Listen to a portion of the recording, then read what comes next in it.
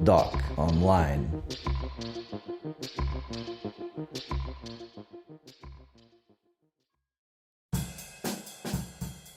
Vítor Turin nasceu em 1895 em São Petersburgo e faleceu em 1945 em Moscou.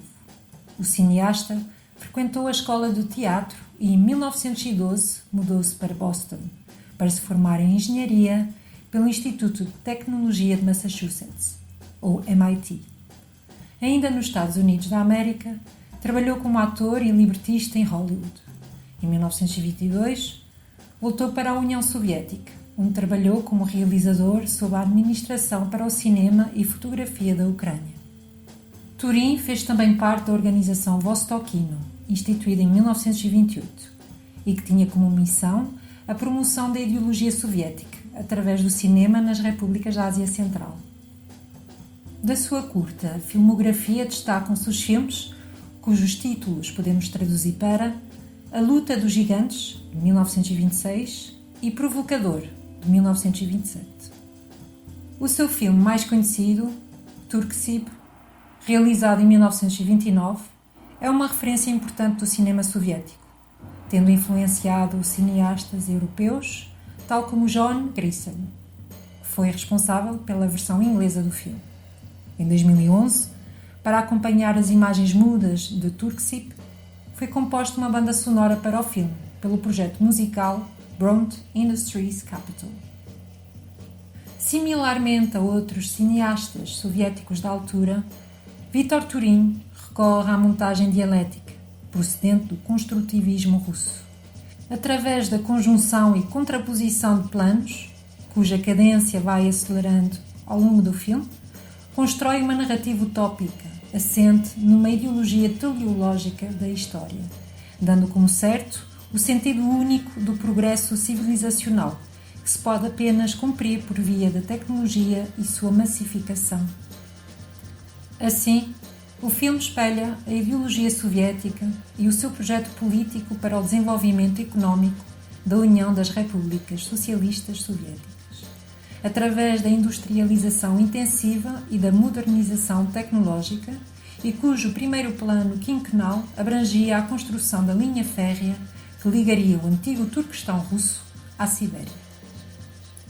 Na primeira parte do filme, Turin retrata a fraca mecanização e as técnicas rudimentares na produção agrícola de cereais, bem como de matérias-primas para a indústria têxtil, tais como o algodão e a lã, a par com o difícil transporte de bens e produtos na Ásia Central, o que justificaria a construção da linha férrea. Recorrendo à montagem dialética de planos fixos de curta duração, mas ritmada, evoca os elementos da natureza, água, terra, fogo e ar, figurados na seca extrema, nas colheitas queimadas e animais famintos, no deserto sem fim e suas tempestades de areia, ou ainda nas montanhas geladas da Sibéria. A representação das condições extremas, ou até inóspitas, que dobram o homem,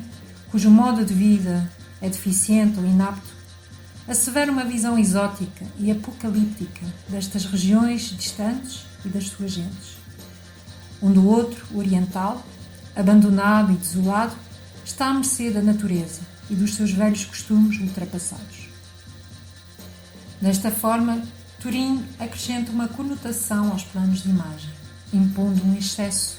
ou uma componente artificial, ou seja, inscreve-lhe um caráter dramático e emocional, como um reforço instrumental à narrativa pretendida, deixando pouca margem à interpretação subjetiva dos espectadores.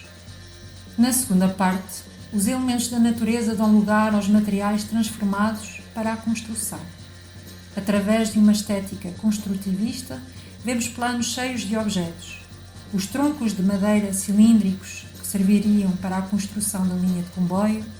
as carruagens retangulares, as rodas de comboio, aparecem alinhados em vários sentidos, cujas geometrias discorrem e tombam umas sobre as outras, sucedendo-se rapidamente e ocupando por completo os planos de imagem. Similarmente às linhas de montagem fabril, são mostrados os operários a trabalhar em sincronia, dispostos também como objetos que devem respeitar uma simetria dentro de uma composição pensada, acompanhados por escavadoras gigantes e assustadoras como daikaijus, para no final denotar-se o esforço comum para cumprir um projeto político coletivo. Contudo, estas imagens não conseguem esconder do espectador, facilmente desconfiará por ser bem visível, o trabalho árduo exigido sob duras condições climatéricas, deduzindo-se os casos de trabalho forçado, os acidentes, o mal-estar, as doenças e os conflitos que esta obra certamente expultou. A distância tornada próxima, graças à engenharia moderna levada do interior da Rússia, pátria-mãe, aos seus filhos na periferia, traduz a ideologia que, similarmente aos países ocidentais liberais, assenta numa lógica económica e industrial de expansão, legitimando a ocupação territorial. Apesar da União Soviética se ter oposto ao imperialismo e à colonização, a expansão do seu domínio e a imposição da sua visão de sociedade ideal, como é perceptível ao longo do filme, desvaloriza outros modos de vida e culturas, como, por exemplo, em detrimento de formas de cultivo tradicional e da diversidade de produtos cultivados, promoveu a produção massiva de monoculturas, como a do algodão da Ásia Central, a qual já era dinamizada e explorada pela Rússia czarista anterior à Revolução Bolchevique. Contrariamente à crítica tecida por Karl Marx, ao que o próprio denominou como processo de proletarização, induzido pelo capitalismo, o programa soviético parece promovê-lo também. Ou seja, parece favorecer o processo pelo qual a memória e o saber fazer são transferidos para as máquinas reprodutoras de gestos, restando apenas ao proletário servi-las, perdendo neste processo, o conhecimento e a possibilidade de uma prática estética, afetando o processo de individuação, inclusive a nível coletivo, para favorecer a economia e a produção em massa, mesmo que esta fosse controlada pelo Estado e não dependesse de uma lógica de mercado livre. Esta desvalorização e apagamento de práticas locais revela o colonialismo travestido em paternalismo russo, assumindo o papel de levar a industrialização e o milagre tecnológico às nações que eram consideradas menos avançadas e que estavam a ficar para trás na história, explorando ao mesmo tempo os seus recursos para se impor como potência e garantir a sua hegemonia economicamente e geopoliticamente. O filme Turkcip, de 1929, transmite este intento,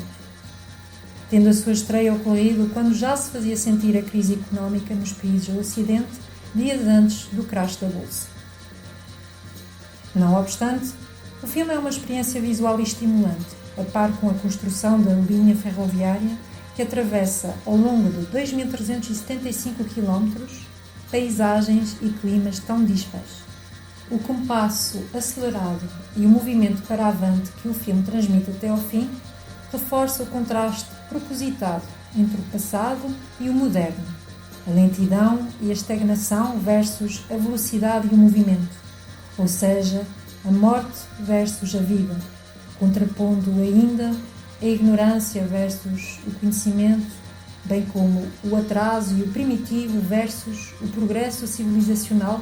figurado no comboio e toda a ciência e indústria por detrás do seu engenho.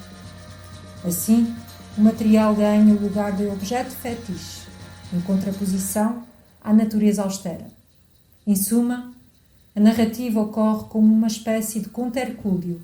em que a natureza indomável é finalmente vencida pelo homem, pela cultura, por determinada cultura, empreendimento que definiria a odisseia da história humana.